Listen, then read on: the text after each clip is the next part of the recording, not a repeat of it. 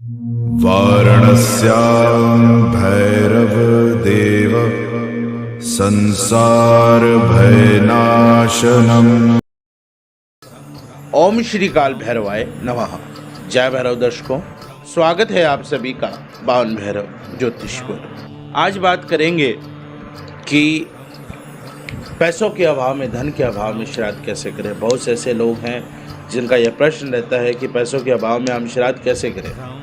हमारे पास इतना हम सशक्त ही नहीं है, ना हमारे पास समय है, तो कैसे श्राद्ध करें। दूसरी बात, कौन श्राद्ध का हकदार होता है, यानी कि श्राद्ध कर्म किसके हाथ से करवाना चाहिए, तर्पण किसके हाथ से होना चाहिए। और साथ ही बताऊंगा कि जो आप श्राद्ध कर्म करते हैं, जो भोजन आप करवाते हैं, तर्पण करते हैं, वो पितरों को किस रूप में मिलता है, कैसे मिलता है, वो भी मैं आपको इस वीडियो में बताऊंगा। तो वीडियो के साथ लगातार बने रहें। और अगर अभी तक आपने चैनल को सब्सक्राइब नहीं किया है तो इसे सब्सक्राइब करें ताकि हमारा परिवार बड़ा बन सके। तो सर्वप्रथम बात करते हैं कि पैसों के अभाव में कैसे श्राद्ध करें। देखो, अगर आप सशक्त नहीं हैं, आप खर्चा नहीं कर सकते, ब्राह्मण भोजन नहीं करवा सकते और परिवार में भोजन नहीं करवा सकते हैं, तो ऐसी स्थिति में आप फल और सब्जियां दान दे करके किसी ब्राह्मण को और आप श्राद्ध कर्म कर सकते हैं। पानी से तर्पण कर सकते हैं, जल से, और फल और सब्जियां दान कर सकते हैं। यदि फल और सब्जियां खिलाने में भी आप समर्थ नहीं हैं, बहुत से ऐसे लोग भी हैं, हालांकि सुन के अजीब आपको दर्शकों को लग सकता है, लेकिन बहुत से वास्तव में ऐसे लोग हैं जो फल और सब्जियां घर की भी खरीदने में सक्षम नहीं है, तो उस पितृपक्ष में श्राद्ध कर्म क्या करेंगे।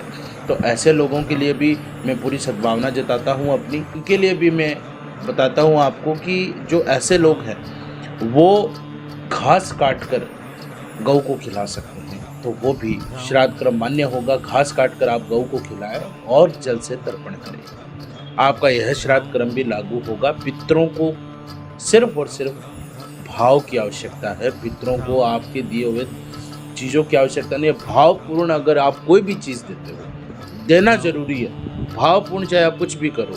ब्राह्मण भोज भी नहीं करवा सकते, गौ को ग्रास खिला दो, ताज़ा हरी घास काट करके गौ को खिला दो। काटो अपने हाथ से, लेके आओ, गाय को खिलाओ। कुछ ऐसे लोग हैं जो कहेंगे कि हम ये सब कर्म नहीं कर सकते हैं, या प्रतिदिन, या जिनको ये भी नहीं करना आता, जिनके पास समय नहीं है, तो वो इतना कर सकते हैं कि प्रतिदिन एक रोटी गाय की और एक रोटी कुत्ते की, 2 रोटियां आप अलग अलग ले लें और उन दोनों पर घी और चीनी डाल करके आप एक रोटी गाय के मुख में और एक रोटी आप कुत्ते के मुख में जरूर दें, उसको खिलाएं। इससे भी आपका श्राद्ध कर्म लागू होता है। जल से तर्पण अवश्य करें, आपका श्राद्ध कर्म लागू होगा। बस श्रद्धा की आवश्यकता है। बात करते हैं श्राद्ध में किया गया भोजन तर्पण पितरों को कैसे प्राप्त होता है। देखो दर्शकों, मरणोपरांत आत्मा पितृलोक, गंधर्वलोक, देवलोक, नागलोक अथवा किसी भी योनि में जा सकती है।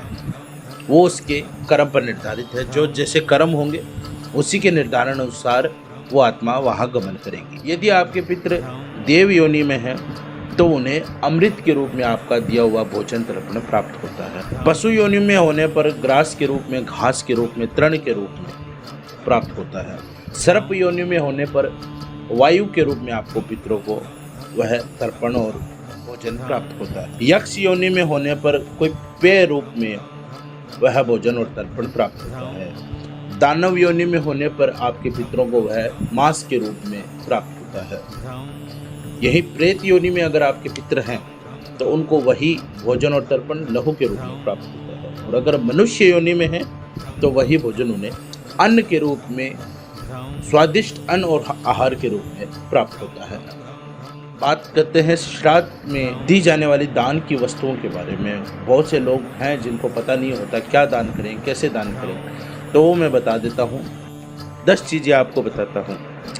श्राद्ध पक्ष में आप गौ का दान कर सकते हैं, भूमि का दान कर सकते हैं, तिल का दान कर सकते हैं, सोने का दान कर सकते हैं, वस्त्र का दान कर सकते हैं, धान का दान कर सकते हैं, गुड़ का दान कर सकते हैं, चांदी का दान कर सकते हैं, नमक का दान कर सकते हैं और दूध का दान कर सकते हैं। ये इतने दान आप कर सकते हैं पितृपक्ष में। अंतिम बात, पितृपक्ष का जो समय है, इस समय श्राद्ध का हक किसे है? बहुत से लोग ये कहते हैं कि वह हमारे परिवार के थे, उनका श्राद्ध हम करें या नहीं करें, या किसको करना चाहिए।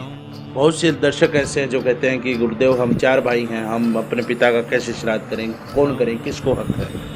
बहुत सी ऐसी भी स्थितियां बन जाती हैं, बहुत से लोग ऐसे होते हैं जिनको सिर्फ पुत्रियां होती हैं, तो उनका श्राद्ध कौन करे। कि ऐसी मान्यता लोगों ने बना दी है कि श्राद्ध कर्म सिर्फ लड़का ही करता है, पुत्र ही करता है। तो इसके बारे में मैं आपको सटीक जानकारी आज देता हूँ कि पिता का श्राद्ध करने का हक पुत्र को या बड़े पुत्र को होता है। आपके घर में जो भी पूर्वज है उनका श्राद्ध सर्वप्रथम पुत्र को या फिर ज्येष्ठ पुत्र को करना चाहिए। अगर आप 4-5 भाई भी हैं तो प्रयास ये हो कि आपका ज्येष्ठ भ्राता श्राद्ध कर्म अपने हाथों से करे। यह स्थिति न हो, अगर भाई न हो, पुत्र न हो, तो पत्नी श्राद्ध करे। पत्नी के अभाव में भाई श्राद्ध करे। अगर भाई परिवार भी नहीं है तो उसके पौत्र प्रपौत्र कर सकते हैं। अगर वैसी भी स्थिति नहीं है तो जवाई आदि पितृकर्म श्राद्ध कर्म कर सकते हैं। आशा करता हूं कि आपको पूरी वीडियो समझ आई हो। और श्राद्ध पक्ष में जो बहुत से लोगों के बहुत से प्रश्न हैं और तरह तरह की भ्रांतियाँ फैला दी गई है कि लोग एक काम कर नहीं सकते ढंग से और समझ नहीं आता है कि कैसे करें, और उसी में वो विचलित हो जाते हैं, भ्रमित हो जाते हैं। श्राद्ध पक्ष में डरने की आवश्यकता नहीं है। पितर आपके ही हैं, आपके घर वाले ही हैं जो आपके लिए इतना कुछ करके गए हैं। आपके लिए सब कुछ, भूमि, मकान, पैसा, धन, सब कुछ आपके लिए छोड़ के गए हैं, ऐश्वर्य आपके लिए छोड़ के गए हैं। तो आपका इतना फर्ज है कि आप श्राद्ध पक्ष में, पितृ पक्ष में उनके लिए श्राद्ध कर्म जरूर करें और पूरे भावपूर्ण श्रद्धा से आप उनका तर्पण करें। इसी के साथ वाणी को विराम देता हूँ। धन्यवाद। जय भैरव।